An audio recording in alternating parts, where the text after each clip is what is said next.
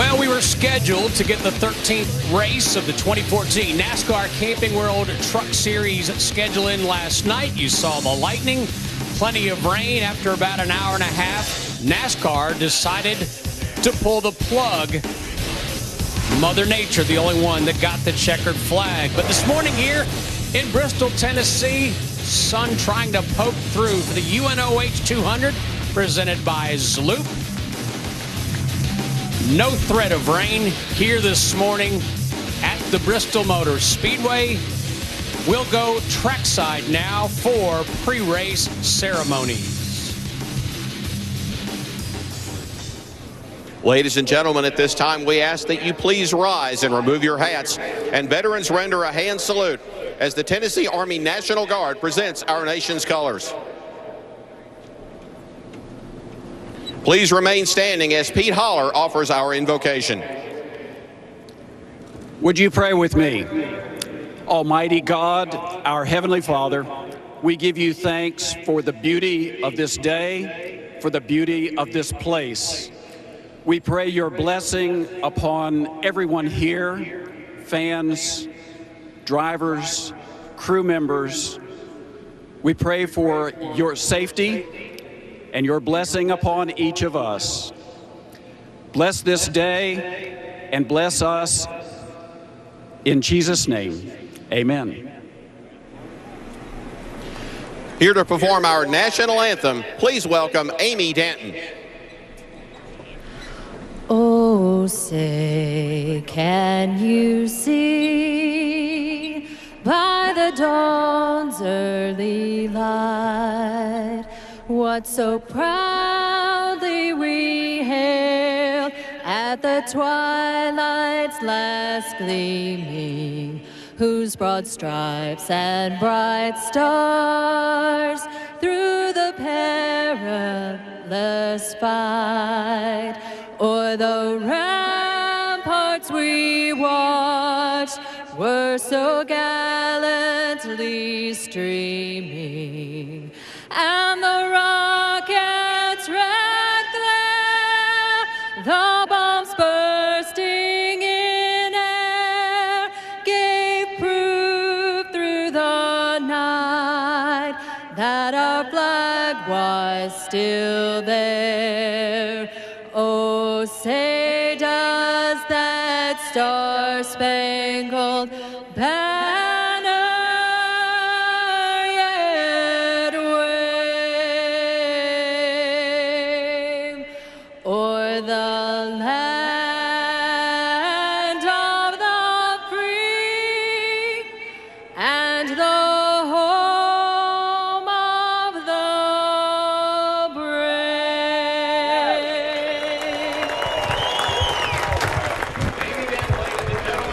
We have a dynamic mix of seasoned veterans and youth on the way. Stay with us. We'll set the stage.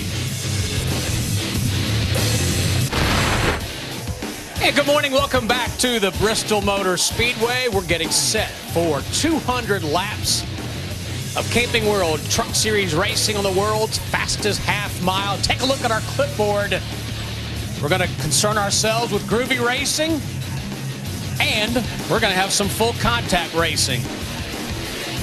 And here to explain our clipboard is Phil Parsons and Michael Waltrip. I'm Steve Burns. So glad you're sharing your Morning Joe with us. So, Michael Waltrip, you've often been referred to as groovy.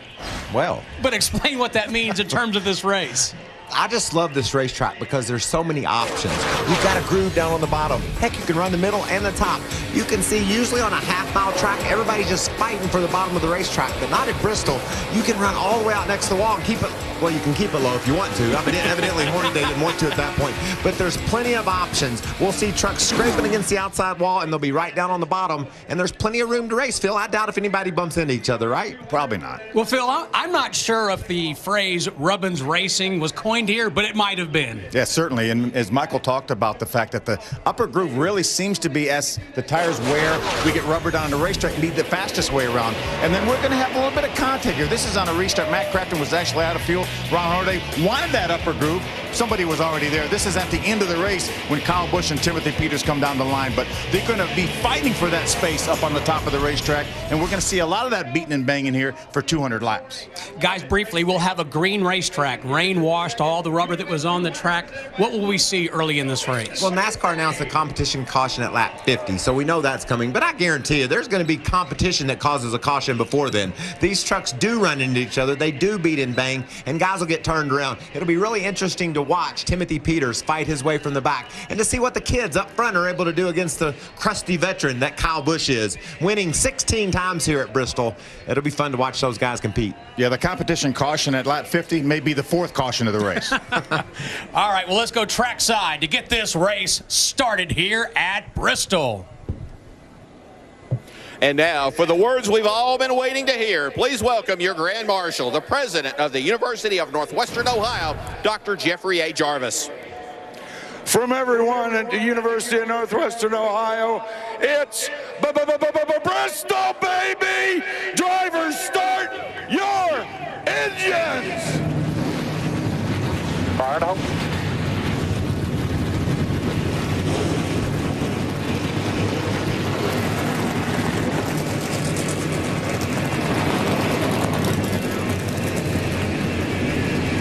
Jeff Jarvis just went George Thorogood on us. I thought he was going to say bad to the bone. It will be. Hey, stay with us here at Bristol. Glad you're back with us here at the Bristol Motor Speedway. The truck's starting to roll out for 200 laps of racing. Michael Waltrip, Phil Parsons. Let's take a look at our Camping World track description. Well, it means speed and it means tight quarters racing. You got the multi-groove banking. That's why the groove is so wide. You're able to really race anywhere on this racetrack, Bill. You can see the pit window somewhere between 130, 140 laps, but we know there's going to be a competition caution at lap 50. These drivers and teams will not be able to refuel these vehicles until that competition caution at lap 50. Now our starting grid, the 36 drivers will start this race. There's Cole Custer starting on the inside of row one. Kyle Busch picked the outside. Let's see if we can get a word with the 16-year-old rookie. Hey, Cole Custer, it's Michael Waltrip up in the Fox Sports 1 booth. Do you copy me, brother? Yeah, I got you. Can you imagine coming to Bristol as a 16-year-old and having that view out your front when you're sitting on the front row getting ready to start this race? I mean, I can't believe it's starting to Kyle Busch, you know, but we got a good Haas on Nation Chevrolet. We're going to see what happens with the track here. There's no rubber right now, but see what happens. Just try and get mine and save our tires and be there at the end. How does it feel looking over there out that right side window and seeing Kyle Busch sitting there, knowing he's won here 16 times and you're just starting out, brother? I mean, he's got a lot of experience, and I'm just going to try and learn the first few laps probably, but we'll see what happens. Just have to be there at the end. We'll see what we can do. That's awesome. Have fun, brother, and we'll talk to you later. Have a great race.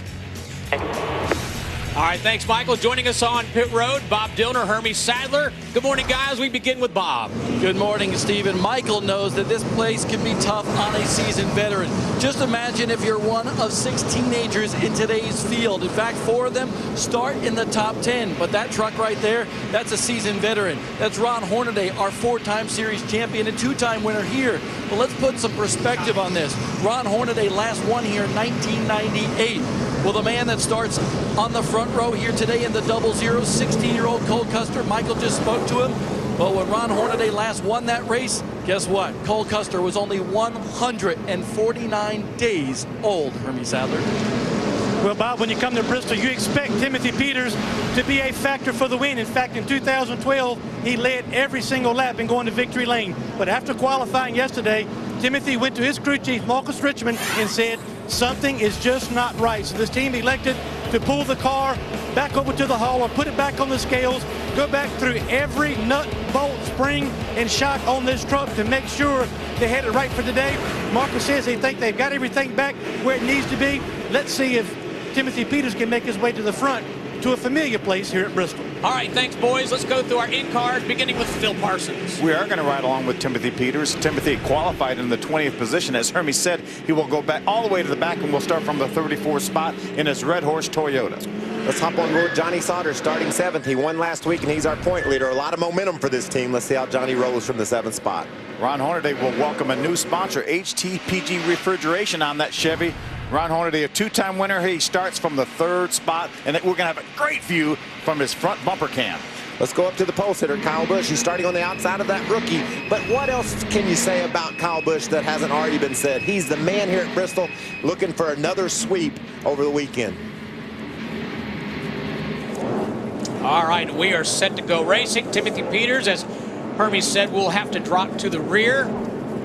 It'll be fun to see if he can get that truck headed to the front. We saw Kyle Busch do it one time. He won from the rear of the field.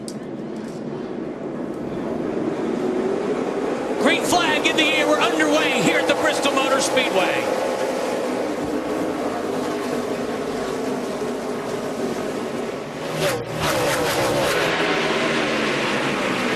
Cole Custer talked about just getting in line. He was able to start, had to start on the bottom, was able to move up toward the top. That appears to be the preferred line. And he took advantage of getting up there in a hurry. Brett Keselowski took advantage of Cole Custer backing off a little bit on the bottom of the racetrack to take over that 2nd spot in the 19 Ford. There's Ron Hornaday in the 30, Herman Quiroga in the 77. I know all the crew chiefs said to these drivers, just log some laps as we see Brett Keselowski pull right up on the tailgate of Kyle Busch. We know we're going to stop at lap 50. Let's just log some laps and see where our trucks are. I guarantee you no one told Brad or Kyle to log laps. These boys are going to race hard today. Brad Keselowski desperately wants to get that truck race win under his belt. Kyle Busch wants to sweep this weekend, and Keselowski is right on his tailgate. Guys, the first caution flag has flown in the first 20 laps in 14 of the 16 previous truck races here.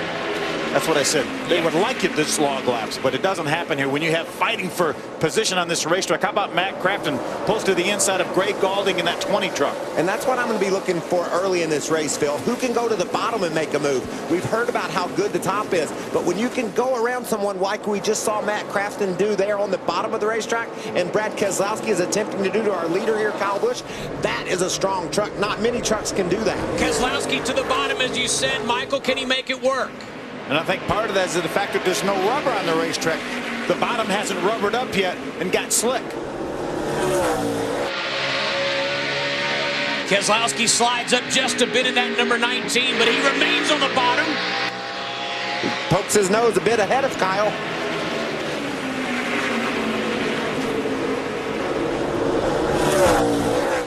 We saw Brad Keselowski and Matt Kenseth run lap after lap in a cup race here 2 or 3 years ago, side by side. And they remain side by side.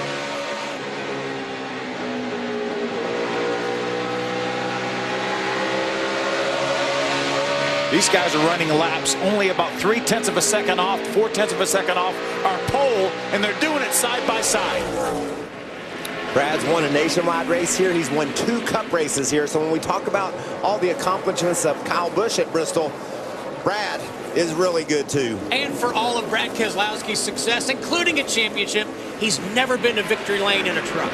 Hard to believe. And he just wants everybody to quit saying that. He does. Yes, he does. And we remind him of that all the time. We do. It's our job. We had him in the booth with us last week at Michigan. We reminded him then that he hadn't had a win in the truck series. Uh-oh, traffic. How will this play out? Looks like those trucks are side by side ahead of our leaders. I think Brad may have the advantage. He's going to make it 3 wide. Oh! Brad Keselowski to the bottom. That was crazy, boys. What did you say, Phil? We're just going to log some laps. Jody Knowles in that 80 truck. That's taking advantage. He just said, what happened? Exactly. Where am I? On board with Kyle Busch, Keselowski into the lead. Lap 13 of 200. Well, surely you meant there was 13 laps to go, not lap 13. No kidding. Let's take another look at what Keselowski just did. Jody Knowles gets up on the outside of Norm Benning, and Brad sees an opportunity to take him 3 wide down into turn 1.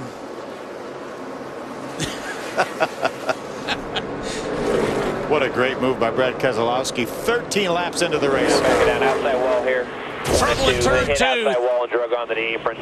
Oh. 2 trucks involved. The 0-1 of Jake Crum. Timothy Peters. That's the penalty Yeah, from pit road's open. Pit road's open. That's the danger. That's the danger and penalty from going to the back of the pack. Right rear.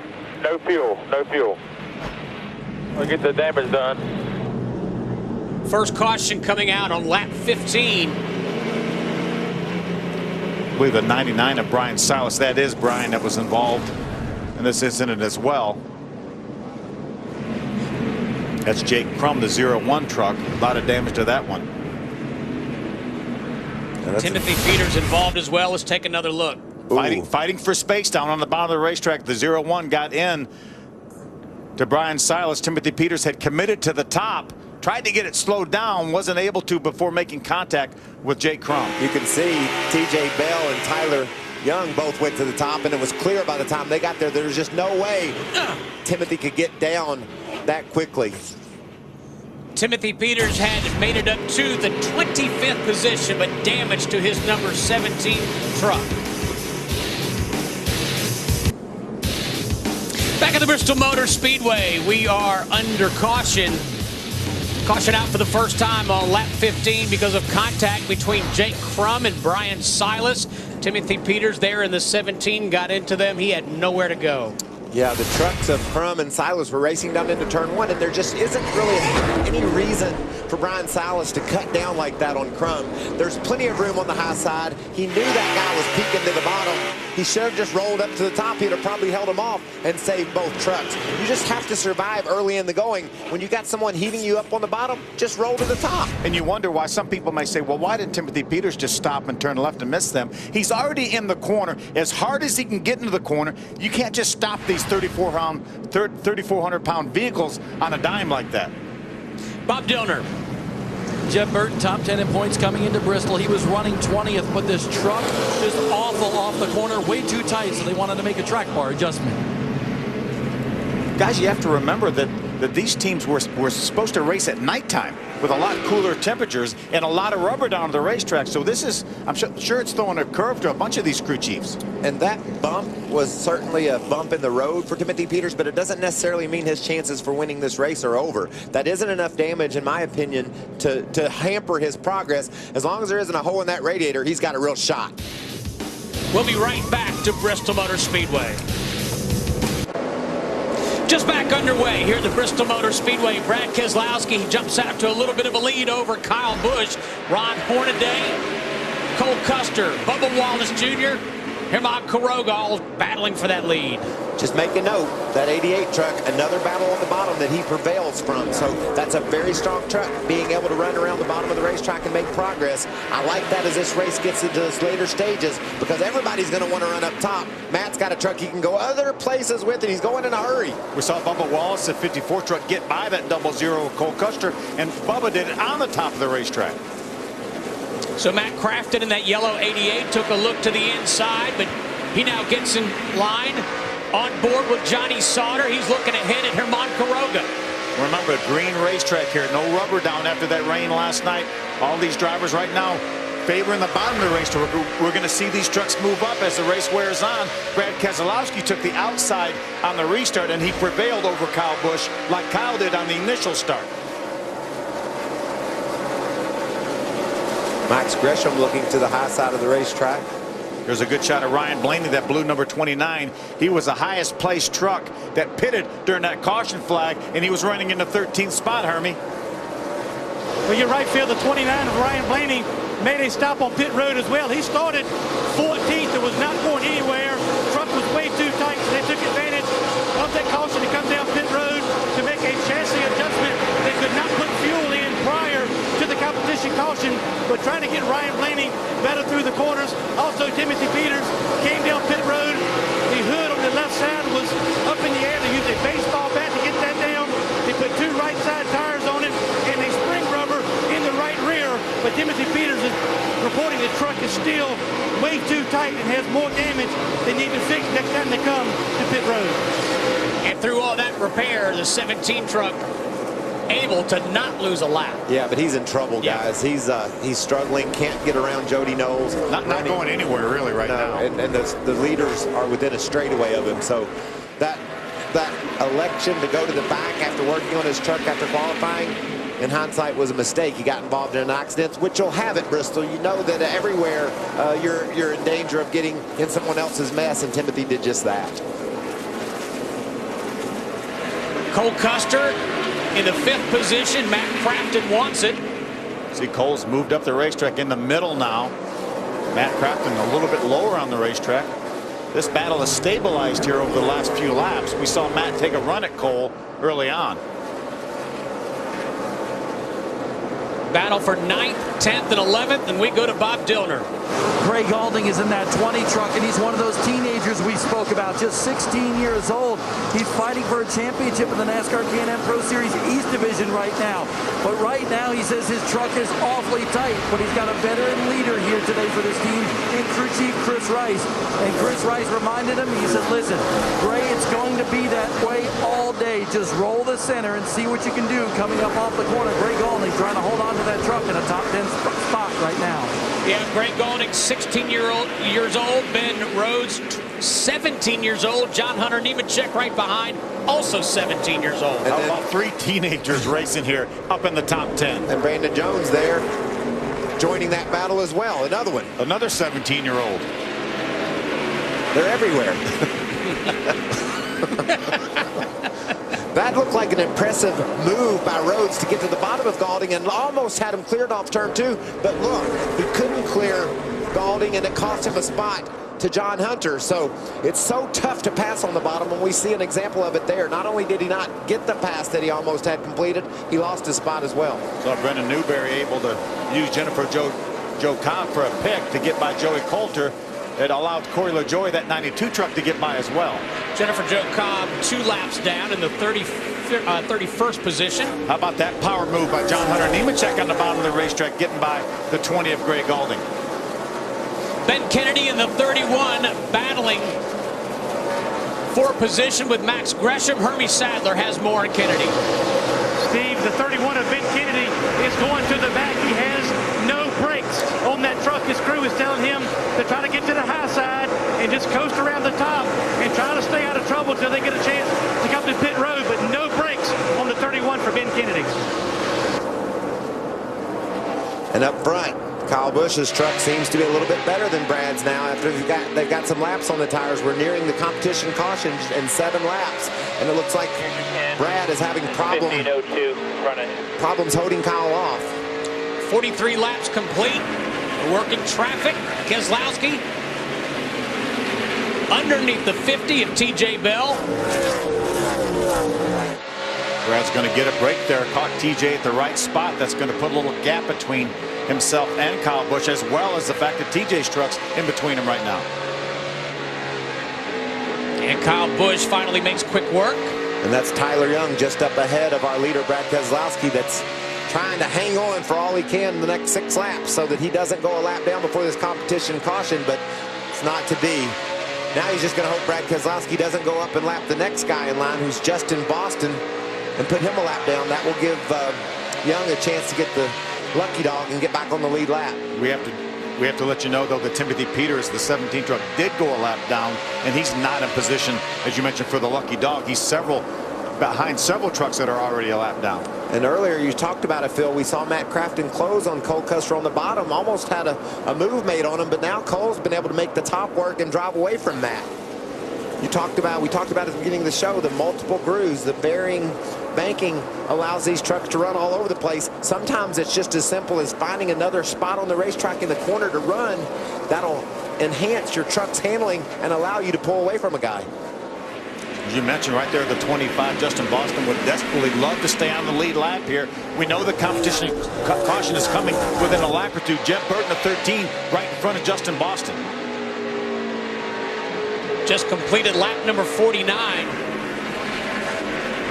And a good move by Justin Boston, and Brad Keselowski may consider it a block, but he needs to be on the lead lap here when they get this caution flag.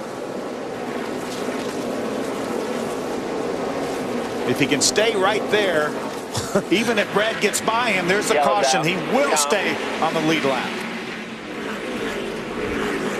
So it's Keselowski, Kyle Busch, and the veteran Ron Hornaday. That was a good battle by Boston, wasn't it? Yes, it was. Yep.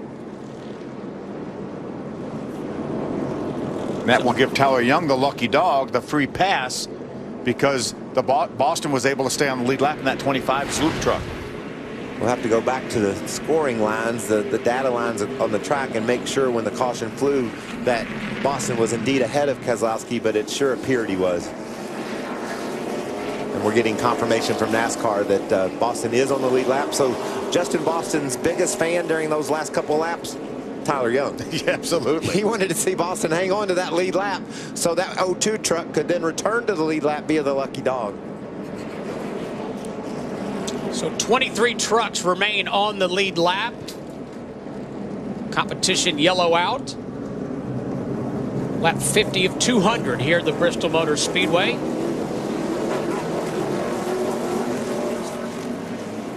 Leaders heading to pit road, Hermie Sadler. Steve Cole-Custer will bring his 00 truck to pit road a little bit free on entry, a little bit snug in the center, free on exit. It'll be 4 tires, air pressure for the 00, Bob. Your leader, Brad Keselowski, in his stall right now. Brad just reporting to his crew that this truck is the best it's been since they've been here. No adjustments whatsoever, just fuel and 4 tires for Brad Keselowski. He likes his race truck and thinks the track is going to come to him. Now on the front stretch right now, John Hunter Nemechek is in the 8 machine. He's pulling into his pit. That truck just a little bit too tight for that 17-year-old, but he's climbing up the charts here, Hermie Sadler. Ron Hornaday, 3rd place coming down pit road, a little bit snug for that truck. 4 tires, air pressure, Sunoco fuel. Kyle Busch talking about how his truck changed a little bit after that first caution. It'll be a race off pit road. Looks like the 51 will win. Chattering the tires in the center of the corner is Kyle Busch. Kyle Busch is going to use that great pit position to win that battle off pit road. He got that pit position because he sat on the pole and he took advantage of it. It's warming up here at the Bristol Motor Speedway. Glad you're with us this morning.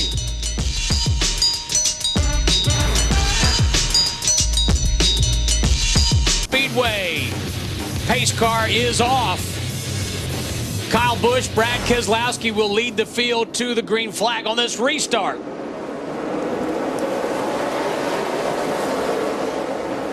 Kyle Busch with a bit of an advantage. He's in the middle of the track. Keselowski on the bottom. How about Brad's going to fight back on the bottom of the racetrack? Yeah, Matt Crafton got really loose off turn 2 over there. Good pit work by his team's got him up inside that top 5. Johnny Sauter is right behind his teammate there. Ryan Blaney was a big winner on pit road. Came off pit road in the 10th spot. Keselowski edges in front of Kyle Busch. And you know, Phil, when you get the 10th spot, you're on the outside. You feel like you ought to be able to get a couple of spots on the restart, and that's what Blaney's been able to do. He's driven up to 8th after just 1 lap. Well, Brad Keselowski is almost clearing Kyle Busch a couple times. Kyle Busch noses back on the outside.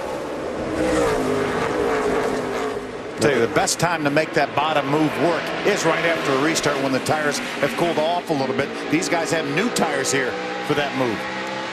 The look from Kyle Busch from his race truck.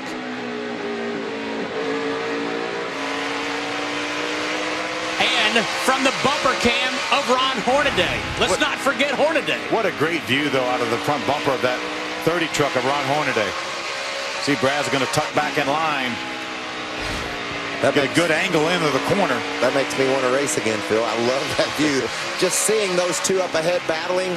Ron Hornaday watching what they're doing, analyzing what his truck is feeling like, and trying to figure out what it's going to take to be able to go up there and race with those 2 like that.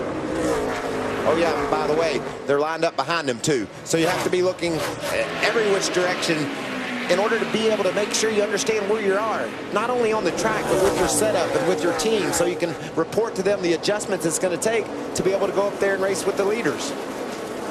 That's the thing about these short races. With probably only 2 pit stops, you're only going to get 2 cracks at adjusting that truck.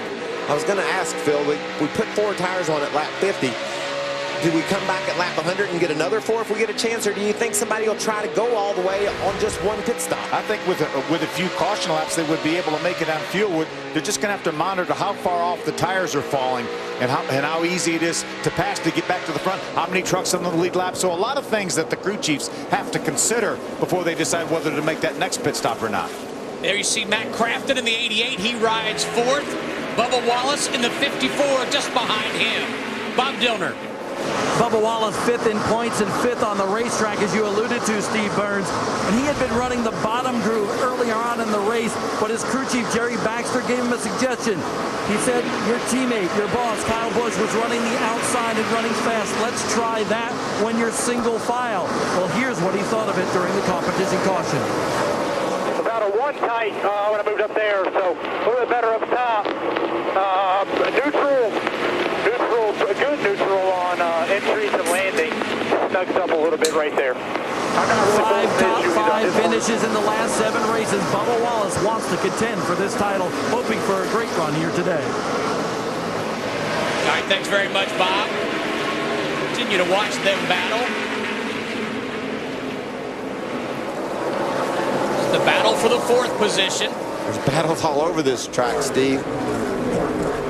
Just a lap ago, John Hunter Nemechek drove up beside Ryan Blaney for that 8th spot. The 2 trucks touched off turn 2, but that's not uncommon here at Bristol. You touched on that before we started this race, Phil. You know, Michael, to your point, there's battles everywhere. The first time I came here 30 years ago, I didn't know where to look because you couldn't take it all in. It's an amazing place. How about this view out of Johnny Sauter's rear bumper cam, looking back at that 00 Haas Automation Chevy of Cole Custer. Hermie has a report on Johnny Sauter. Well, Steve, the 98 of Johnny Sauter, he's been trying to work the bottom of the racetrack more so than some of the other leaders. He really likes to work the bottom the shortest way around. Now, he made a track bar adjustment. They lowered the track bar on the right side on his first pit stop because the truck was a little bit free on entry. They may have gone a tad too far, but they still think there's some room for this racetrack to change. But right now, Johnny Sauter maintains his spot 6th right now on the racetrack. I'll tell you, guys, that is in trouble early in this race is the 29 truck of Ryan Blaney. Good pit work got him up in the top 10. He moved to 8th, but he just got passed by John Hunter Nemechek. And now the 21 truck of Joey Coulter's attempting to go around Blaney too, and the truck's just loose. He's made adjustments ever since he's been in Bristol. It wouldn't turn in the center of the corner. He said it's just tight. I think the adjustments they've made is maybe have got it on the other side of the fence because he just can't turn through the center of the corner on the bottom without getting sideways. Remember, this 29 truck went to Michigan with the point lead, had trouble there, and early in the going here at Bristol, trouble again. So he's got to persevere to win a championship. You got to fight through these problems, and that's what he's attempting to do now. Good run also for Joey Coulter, who started 19th. Meanwhile, Bubba Wallace pulling up on that bumper of Matt Crafton. Yeah, we heard Bubba talking about his truck is pretty good up top here, but having to use that bottom to try to get by the 88 of Matt Crafton.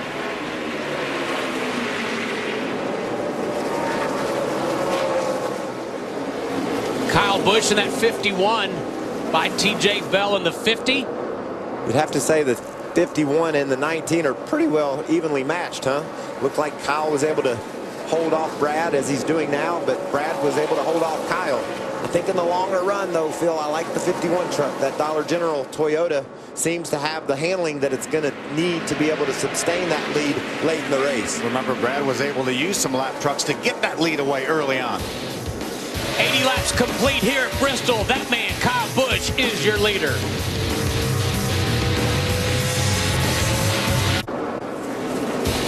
The spotters atop the Bristol Motor Speedway getting a workout as Kyle Busch and Brad Keselowski negotiate lap traffic. Yeah, those trucks were all on the lead lap, trying to stay on the lead lap. They've been able to put most of them down. There's a 25 Justin Boston, Brandon Jones, who got in the wall a little bit early without a lot of damage in that 33 truck. He now is a lap down as well. 17 trucks remain on the lead lap at lap 90 of 200. There, the battle again. Bubba Wallace and Matt Crafton. I think Bubba's going to prevail right here. He got a good run up off that corner that allowed him to get by the 88 of Matt Crafton.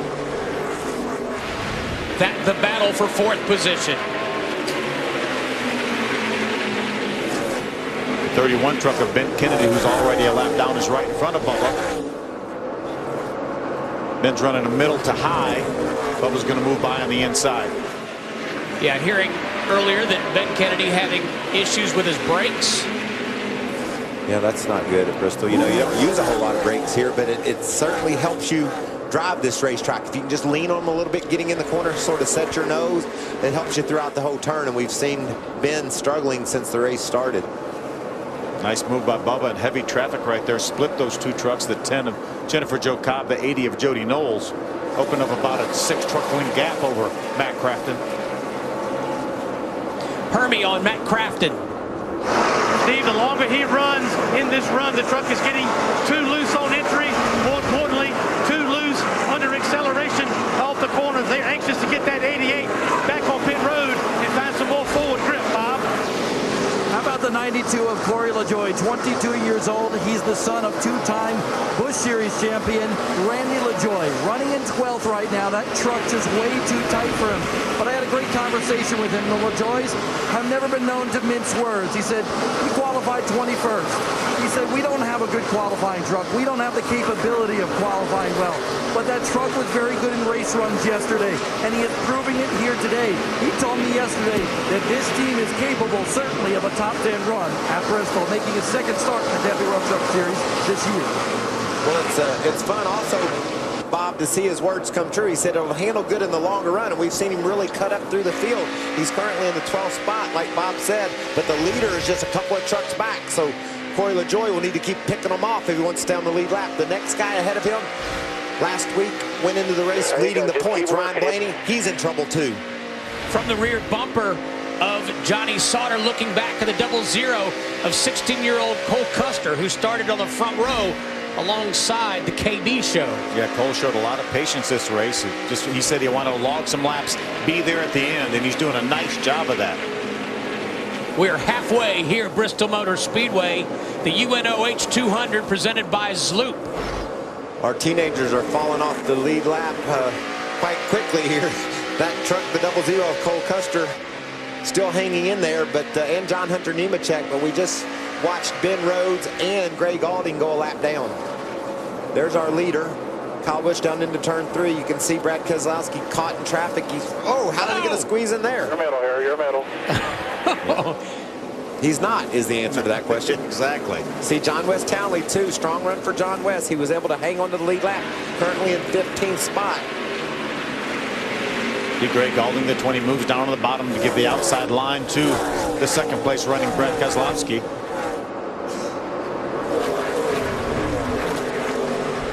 Kyle Busch has led laps here in 4 previous races, and he's won all 4 of them. Looking for his 5th win. He's led 3 times for 61 laps. One huge advantage for Kyle Busch is, as the leader, he gets to that lap traffic first, and he's been able to parlay that into about a half a straightaway lead now over Brad, about a second and 2/10. The kid is right, rear so much in the light there in the center of 3 and 4.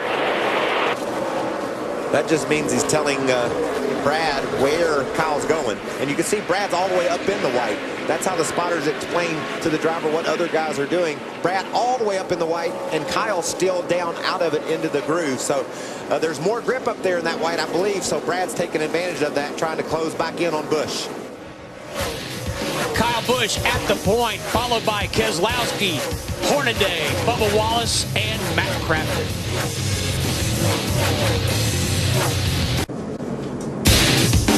Under caution for the 3rd time this morning. Jody Knowles in the number 80 truck. His engine expires. Yeah, put some fluid down on the racetrack. You see him right in front of Greg Galding. I think he realized something was going wrong, drove right off the racetrack. Good heads-up move by Jody Knowles. So caution out for the 3rd time on lap 111. We go to Hermie Sadler. Impressive run so far by Cole Custer in the 0-0. He needs a little bit of help turning the center of the corner. They'll bring this truck in, 4 tires and an adjustment. Long way to get this truck down pit road, but it will make 4 tires, a little bit of a wedge adjustment in the left rear for the 0-0. Bob? Brad Keselowski's truck is the last one on the backstretch pits. It'll be 4 tires and fuel. Honestly, no adjustments because Keselowski believes this track is going to continue to come to him just a little bit tight up off the corner. On the front stretch side of the pits, we have a bunch of people pitting right there, including the number 8 on the top left part of your screen, John Hunter Nemechek, running in the top 10 right now. The 17-year-old, the son of Joe Nemechek, a Sprint Cup Series winner. He's got to get that truck to turn a little bit more in the corners, Hermie Sadler. No adjustments for Ron Hornaday. P3 on the racetrack. He also thinks the track will come to him. Kyle Busch wants help in the center, but does not want to lose the nose on exit. He will win the battle off pit road after 4 tires. All right, thanks, guys. Ready to reset. Let's go.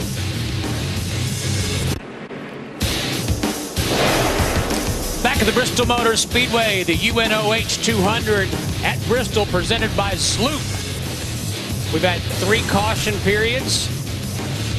Got Kyle Busch and Brad Keselowski leading this race, and Corey LaJoie got the free pass under that last caution and has returned to the lead lap. We had 3 waiver rounds too. Ben Rhodes, Brandon Jones, and Jeb Burton now back on the lead lap. 15 trucks on the lead lap, and we are back underway at Bristol. Not a great start by Custer. You can see Hornaday jump in that spot. Take it away from Cole Custer. Cole Custer just got 2 tires. It'll be interesting to see how this plays out. He gained some track position. He was running with 7th, now up inside the top 5. We've seen a tremendous battle up front between the veterans Kyle Busch and Keselowski. Keselowski trying to win in the trucks for the first time. Remember, this is the best opportunity to make that bottom work here. Fresh tires right after a restart. What about the respect between these two? They're racing each other very hard, but they've yet to bump. That could be because there's 80 to go. You get them down to about 20 to go. Brad Keselowski looking to win his first truck race at Bristol. Could be the old bump and run coming. The view from Kyle Busch's truck. What about Ron Hornaday? He's right in the picture. Certainly is. You can never count that young driver out, Ron Hornaday. Didn't we say grizzled veteran? Yes. What about Hornaday? The adjustments, you know, that's 2 adjustments. These drivers have had a chance to talk to their crew chiefs, explain to them exactly what their trucks are doing, and then the crew chiefs work on them. So it looks like Hornaday's latest adjustment is spot on. He's able to keep pace with these 2 leaders. Let's listen to Ron Hornaday on his radio. Talking John over here about your carburetor. Did it go back to good, or do we need to do something here? Darn, I mean, what do I waste my time talking, dude? I told you, the fuel pressure's back to 9 pounds.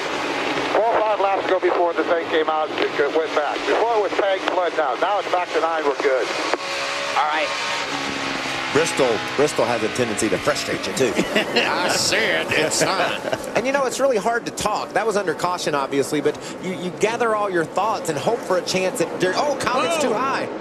He was way high up and had all 4 tires up in the white part at the top of the racetrack, and Brad pounced on it. And here comes Hornaday to the bottom, a 2-time winner here at Bristol. It may take a lap or 2 for Kyle Busch's tires to get cleaned off there from being so high on the racetrack. I think they're okay now. Brad's going to find out that they're okay, too, because he'll return to his tailgate. It's interesting. We saw Brad up with 2 tires up in the white, and it looked like Kyle maybe was trying that line and just got too high. Because we know in the Cup race for sure. Let's take a look at what happened here. You see Kyle drives down in turn number 3, drives in high, gets all 4 tires up in the white. No grip up there yet, and Brad Keselowski just drives by. On board with Kyle Busch, and there goes Brad Keselowski right by him to the bottom. The view from Ron Hornaday's front bumper. Let's go to Hermie. Steve, Kyle Busch has been quiet since he slipped up the racetrack and gave up the lead to Brad Keselowski. But very interesting what he said as he was coming down pit road on this last caution. He said, I think the 19 is pretty good and can run with us for about 20 laps, and I think we're the better truck. That will have to be the case if, in fact, he's going to run him back down and pass him back for the lead, Bob. That's pretty interesting, Hermie, because Brad Keselowski thought both trucks were pretty equal. Keselowski saying he was just a little bit tight, but honestly, he told his crew chief, Doug Randolph, I have saved some stuff for the latter part of the race in this truck. So he believes that he's got just a little bit better truck on the long run, but both are pretty equal. And guys, both of those drivers and teams are so good. That could have been the pass for the win right there. And they don't make very many mistakes between those 2 drivers. That may have been one mistake that could cost them the race. That's how tough truck racing is. You make one little slip and you give a guy like Brad Keselowski a gift like Kyle did there by getting out of the groove. He could just take that advantage all the way to the checker. 15 trucks on the lead lap, just completing lap 133 of 200. I guarantee you, Brad Keselowski hasn't heard the last of Kyle Busch. Looks like we said earlier, I agree with Busch. That truck is stronger on the longer run, and he's starting to already close back in on Keselowski. Yeah, Brad's not going to give the top of the racetrack up, though. Kyle's going to get by him. I think he's going to have to do it on the bottom or catch him in some lap traffic. Remember, Brad was the first truck that put his right side tires up in the white like he is right now. Keselowski has been at the point 3 times for a total of 54 laps.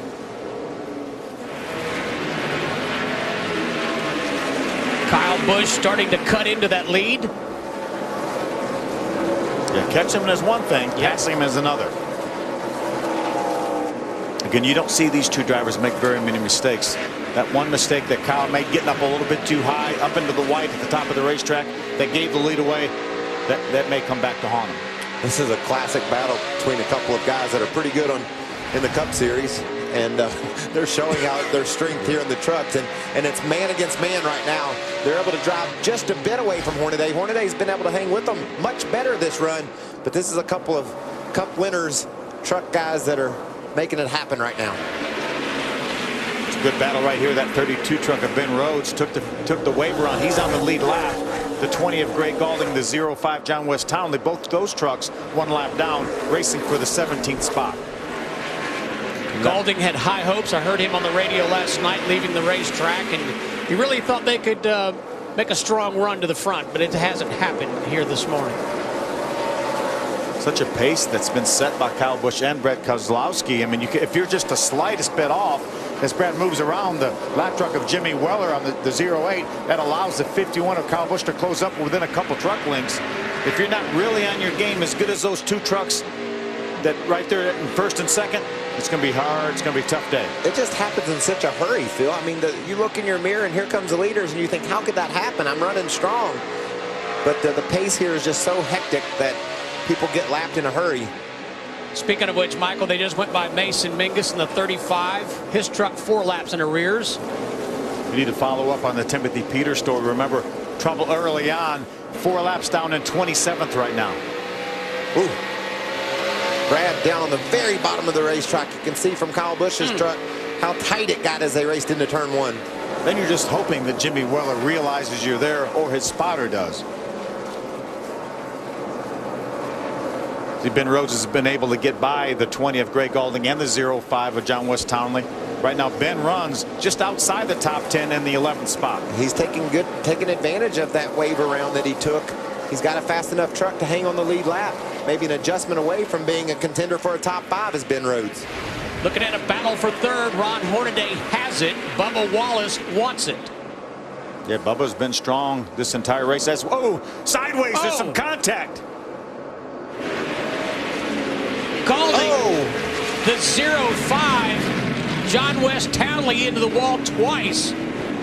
Caution is out for the 4th time on lap 145. They look like they just couldn't get away from each other. They got together coming off turn 2. Something may have happened earlier in 1 and 2. I was watching it, Phil, as they drove into turn 1. Townley went up the hill to try to crowd a little bit. He was trying to get that spot away from the 20 of Gaulding, so he went in high and just simply got loose in the center of the corner, and that began what ended a wreck down into turn 3. If you wonder how a wreck happens, well, that one started in the middle of 1 and 2 and ended into turn 3.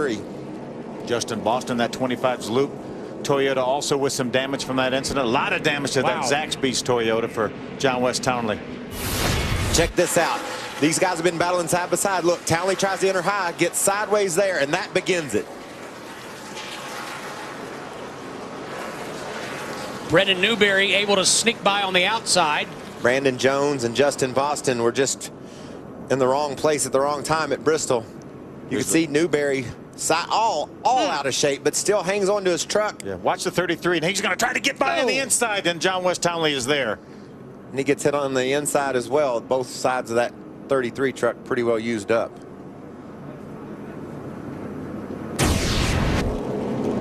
It's going to be a real break for Ben Rhodes. Remember, he took the wave around, stayed on the lead lap, just outside the top 10. That's going to give him an opportunity to come down pit road, put his last set of tires on, and actually have fresher tires than the rest of them. Ben Kennedy in the 31, also on pit road. We reported he's had brake issues. Coming to pit road that time was Ryan Blaney, who was running in the 10th spot, along with Armand Quiroga, some of our lead lap trucks. And like you said, Phil, Ben Rhodes comes to pit road as well. Jeff Burton's going to get 4 tires in the 13 and a chassis adjustment. We'll step aside for just a moment. Glad you're with us here at the Bristol Motor Speedway. Under caution for the 4th time here at the Bristol Motor Speedway.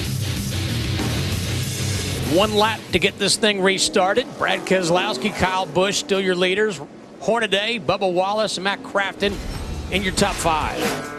Now take a look at this graphic. Do you think Brad Keselowski knows these numbers? Yes.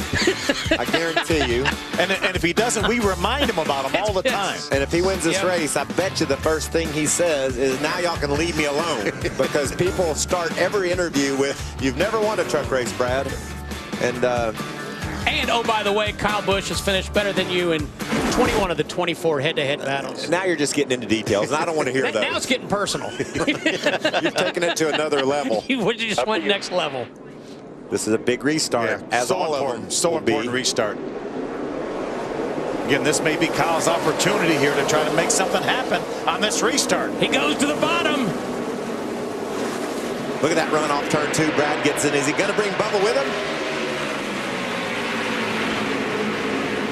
Is Bubba going to let his boss man in? He's not. He's going to get up beside his boss man. That 54 truck has been really strong. He's able to keep pace with Hornaday back in the 4th spot. Now that he has a track position and less than 50 to go, can he do something with Brad Keselowski? So it's Keselowski, Wallace, Kyle Busch, Hornaday, Sauter, Crafton, and John Hunter Nemechek. What a run there in the A truck for the 17-year-old, the son of Joe Nemechek. He jumps to the outside of Matt Crafton in the battle. He's got position on Matt Crafton right now in the preferred spot on the outside. What an outstanding job for John Hunter.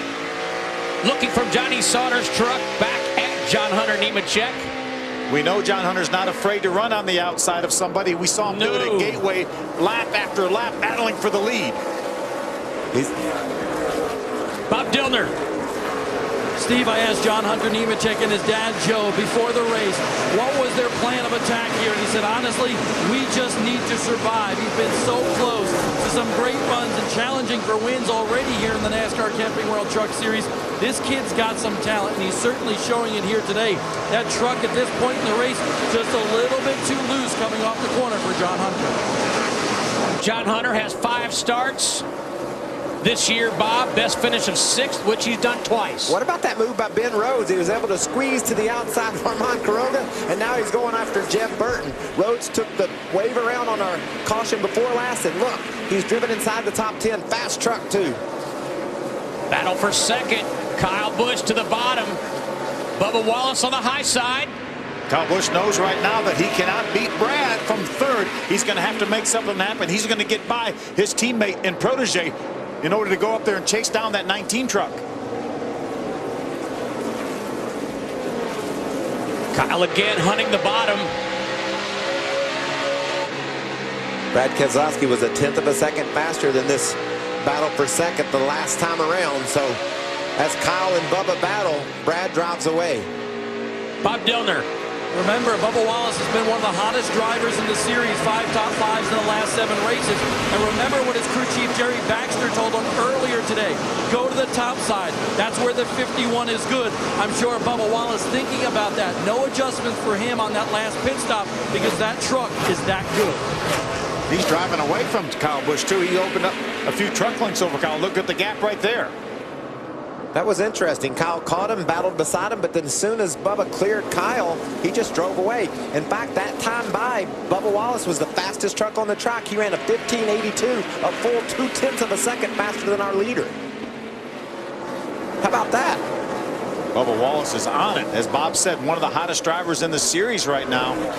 You see him running the same groove that Brad Keselowski's running, with the right side's up in the white. Good battle between the ThorSport teammates right here. That's a battle for the 5th spot. And they're 1-2 in the point standings. They both have been able to get by John Hunter. We saw John Hunter get by the 88 at Matt Crafton. Both Matt and Johnny Sauter have gotten by John Hunter. John Hunter's back to 7th. John Hunter must have got up a little too high and slipped because he was driving away from that battle between the ThorSport teammates, and now he falls and finds himself behind them. Just 35 laps remaining here at the Bristol Motor Speedway. Did we mention it happens in a hurry here at Bristol? We're down to 35 to go. And Bubba Wallace is there. And Kyle Busch is not. Kyle's fallen off from this lead battle. Bubba Wallace, a two-time winner this season.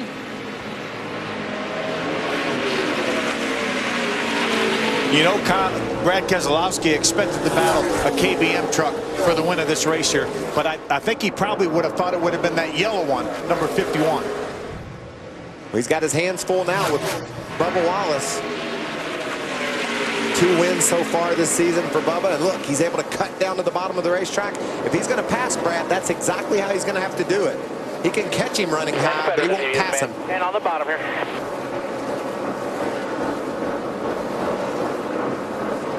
So Bubba Wallace pulling closer to the 19, pulling up to that rear bumper.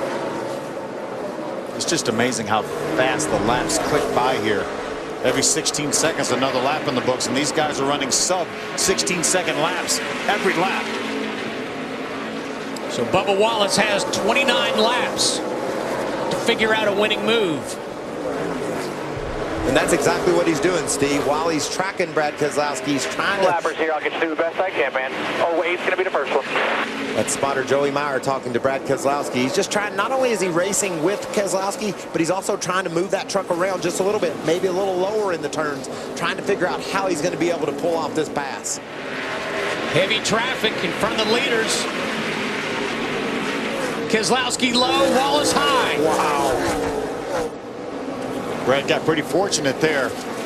Wow, what a move by Bubba Wallace to go around the top side.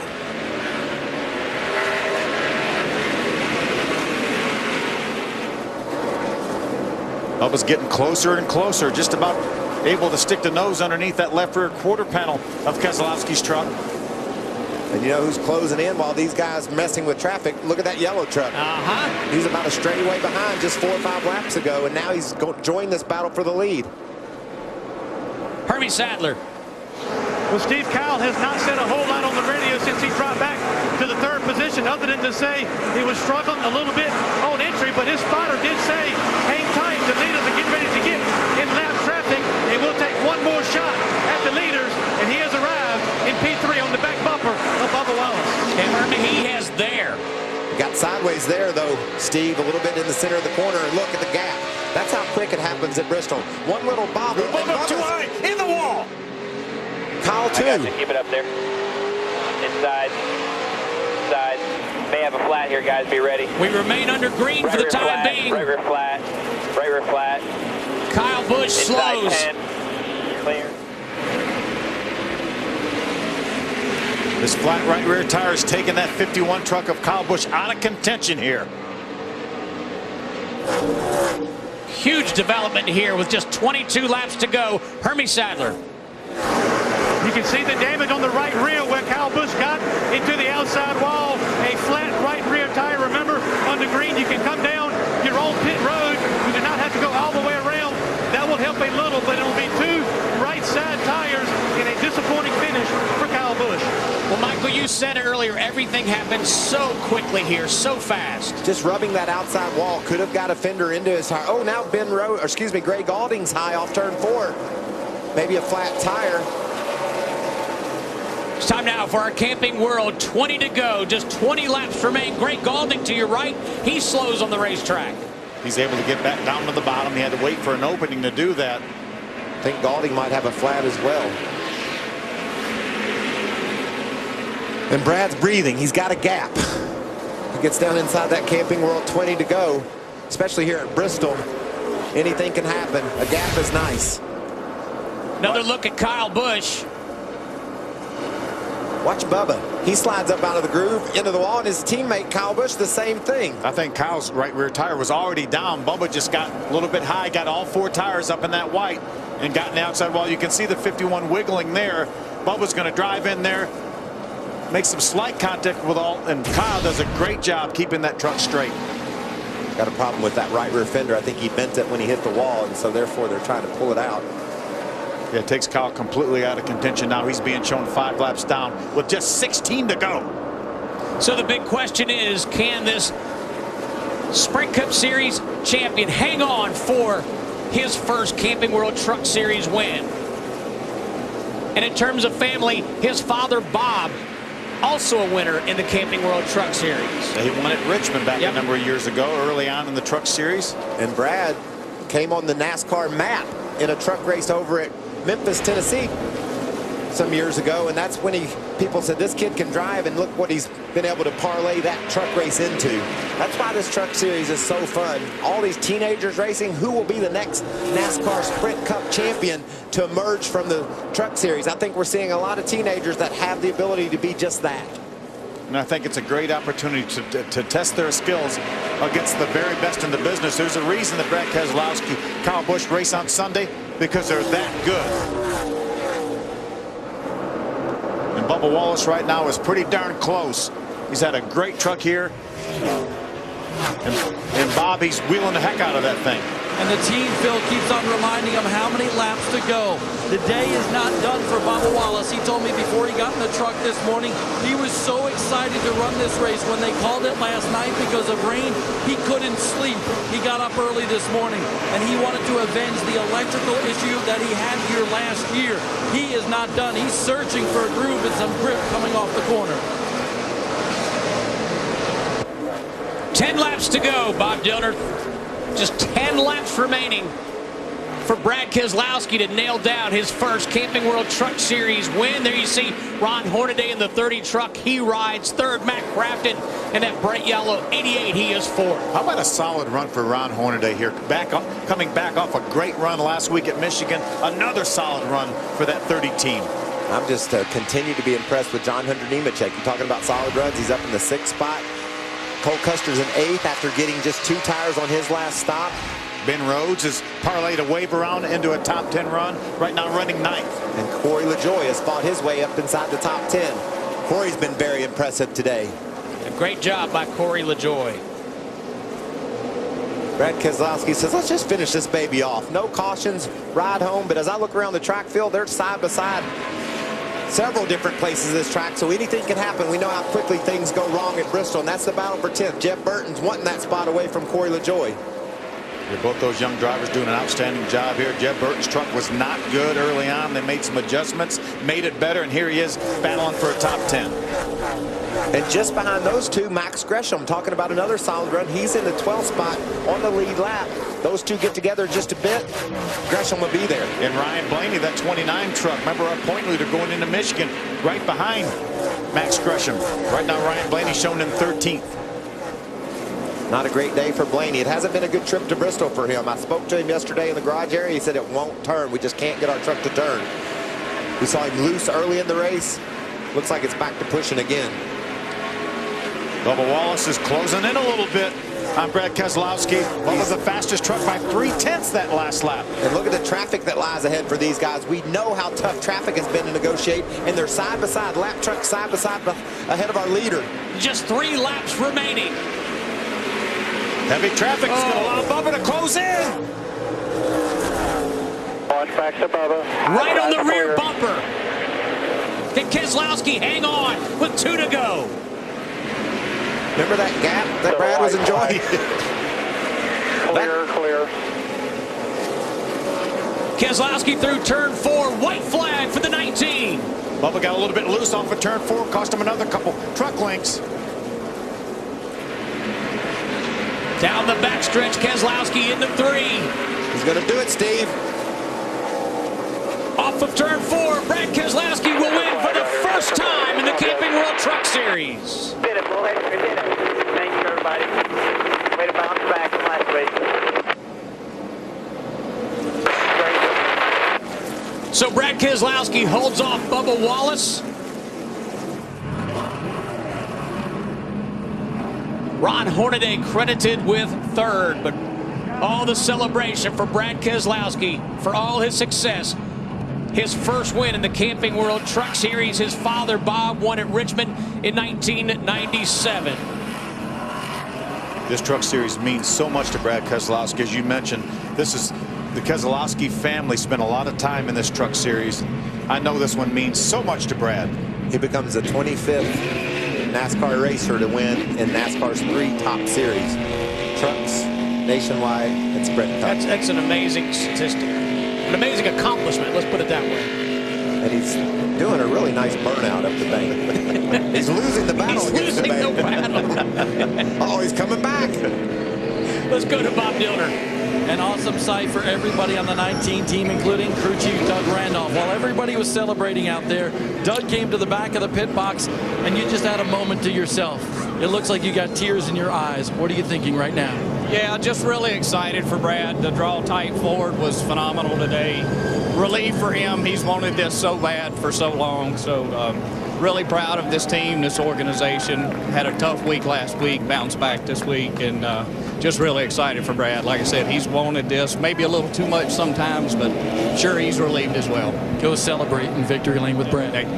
Tears of joy from Doug Randolph and this team. Those are the best tears in the world, to just want something so bad and work so hard for it, and then to have an appreciation of how difficult it is. And when it all comes together, it just overtakes your emotions. And I think Brad's going to be happy that he can shut us up now and not talk about the fact that he hasn't won a truck race. Yep.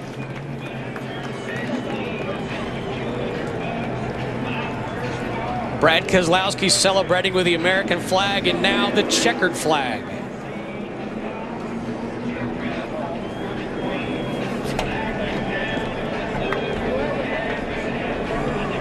What a great feeling for that young man. Keselowski led 3 times for 119 laps. And there's the only other driver to lead laps, Kyle Busch, who led 3 times for 81 laps. Brad Keselowski, looks like you got your hands full with all those flags. Can you tell the people at home how much this win means? Huge, huge. You know, I've been wanting to win in this series for a long time, Phil. You know that. My dad's won in this series, and I can still remember growing up in this series as a kid, watching him and dreaming of being here in this moment. It's been a long time coming with a lot of hard work from BKR and all of our sponsors to get us here. Just want to thank them all, Sequence, all the Cooper Standard folks that are here today, and say thank you to all the fans that watched at 10 a.m. in the morning. We'll talk to you in victory lane. I just knew you were probably pretty emotional about that win. Great job. Matt Crafton credited with 4th. Hermie Sadler is with him. Well, a quiet run for you guys today, but a solid run. You guys fought a loose race truck. How did this track change from the drop of the green flag with no rubber to the end of the race? We fought loose the whole time on the very first run, put tires on it, we were loose again. We made an adjustment right there at the end, and we just stepped over the line, just got a little bit too tight, but like I said, it was pretty darn good. Like I said, we seen his track position right there at the end and let that outside roll, and I think we would have had something for him. It's Matt Crafton. He comes home with the top 5. As does his teammate Johnny Sauter, who gets 5th today. Johnny Sauter will retain the point lead here. Unofficially shows about 8 points ahead of his teammate Matt Crafton. What about this battle, though, Phil? You got Ron Hornaday 17 back. Ryan Blaney just 24 back. Bubba keeps creeping forward. He's in the top 5, 33 back. So what a championship battle we have here in the Truck Series. And a long way to go, too. And some great racetracks coming up. We're going to go to Canada, wind up in Miami at the end of the year and crown a champion. Updated point standings, top 5 separated by just 33 points. Yeah, it's anybody's battle right now. We saw Ryan Blaney in the last 2 races drop back to the 4th spot, 24 out. And you know, Armand Quiroga, week in and week out, steady, consistent. He puts together some top 5 runs. He could bounce right into this championship battle too. Hermie Sadler with Ron Hornaday 3rd in points, 3rd on the track. Great day for you, Ron Hornaday. Up to 3rd in points, 3rd on the racetrack today. Anything you could got a little bit extra to run with those guys up front, but a solid effort for your team. First of all, I got to thank Kramer and Rush and HTPG, new product of Vereem, to come aboard. And the truck looked beautiful when I got here, and I seen it. I was like, wow, this is going to be cool to get in victory lane with it. But yeah, halfway through the race, the fuel pressure gauge pegged, and it started blubbering real bad and loading up. I couldn't get back to the gas. It was like a drag strip. You get in there and hit the gas pedal, and they just throw all the fuel in there. So I actually had to burn the tires off trying to catch them guys, but they definitely gave me a great Chevrolet truck today, and I got to thank Mr. Turner, everybody at Turner Scott and Harry Scott, everybody, what a blast to drive this Silverado. That's Ron Hornaday. He is quietly maybe making his way to championship number 5 in this series. Bob Dillner? Brad Keselowski becomes the 25th driver to win in all 3 of NASCAR's National Series, and he does it at Bristol. A big celebration down here. All right, what does it feel like to be standing in victory lane in a Truck Series race, finally? It means a lot as a driver, Bob, and I don't want to understate that. You know, my family, like I told Phil on the radio, has been part of the series since the inception. And, you know, I feel like I have too, whether it was just as a kid watching or as now a team owner and a driver. And I got my start in the series, ran my family bankrupt in this series trying to make it, caught some other breaks to make it to the Cup Series, and had all the success at the Cup and the nationwide level, but never here. And part of it is because I did the hard way, trying to do it myself. Everybody knows I like to do things the hard way. But we're here, and I'm proud of each and every one of the people that have got me here, everyone here from Team Baycar. I want to say hi to my family at home that have worked so hard for this moment right here. It took a long time to get here, but we made it, and I'm thrilled. And this series means so much to me. You know, it's great to win as a driver, and I don't want to understate that. But you look back here, these guys, these are all young guys that are, you know, aspiring Cup mechanics or Cup over-the-wall guys or engineers or whatever it might be. And it's great to give them a chance and watch them grow up through this system and go to Penske or who knows, wherever else they might go. And I'm proud of them for the win, so I want to say thank you to them. And what a special day. Hey, pressure from Kyle Busch. And then Bubba Wallace. How much were you paying attention to what was going on behind you? Well, I think, you know, Kyle should be proud. He's had the class of the field all year with his trucks. And they ran well, and, you know, they just caught some bad breaks. But we were right there to you know, run with them, and we took the lead honest. But he was going to be right there with us, and Bubba was. So we know that. But it's a great effort. I'm really happy for Ford and F-150. This is their first win in the series this year, and we had one last year, and we want to keep going with Ford, and we're proud of them. And just a tremendous day. I want to say thanks to all the fans that are watching. I know you're supposed to be at work, but thanks. I won't tell your boss, and we're glad to have all you here watching and supporting us. Everybody in the grandstands that came out here on their off day, maybe playing hooky today, but congratulations to you. Thank you very much, Bob. Appreciate it. I think he's going to party tonight, guys. All right, thanks very much. Hey, how about Ben Rhodes, the youngster, finishes in the top 10? He was supposed to go to school. He was smart. He got the principal high passes. That might be the move of the race.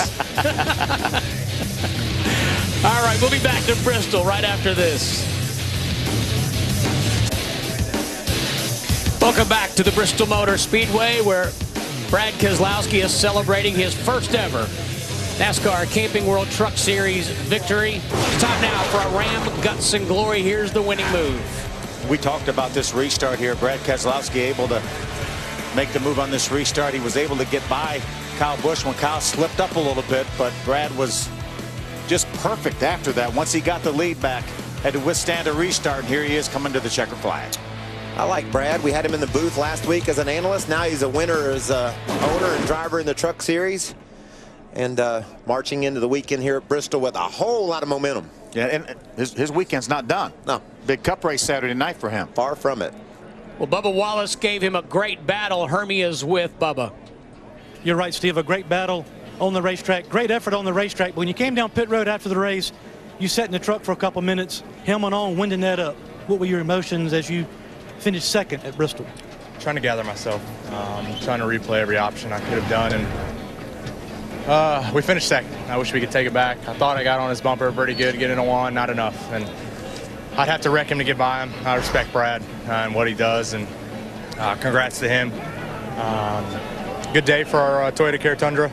I just hate finishing second, but we'll build off this, and started 8th, got in a comfortable spot. The last restart was our ticket, and we had to make the most of it, and we come up one spot short, but tell you what, passing 51 felt pretty good. You were making a run towards the front, and you and Kyle both got loose in turns 3 and 4. What was the issue on that particular corner, that lap? It reminded me of Eldora. Oh, I felt like Larson up there bouncing off the fence. Just a fine line. You get up in the marbles, and it just sucks you right in. So not sure what happened to Kyle. I guess he cut down a tire, but a good day for KBM. We'll build off this, like I said. Oh, it's just a little scrape. No harm, no foul. But thanks to everybody involved, Toyota, Coca-Cola, Alpine Stars, Driven Steering Wheels, Beam Designs. Everybody makes this possible. The man upstairs for sure gave me this opportunity. We'll go to Canada, figure out how to turn right, and have some fun.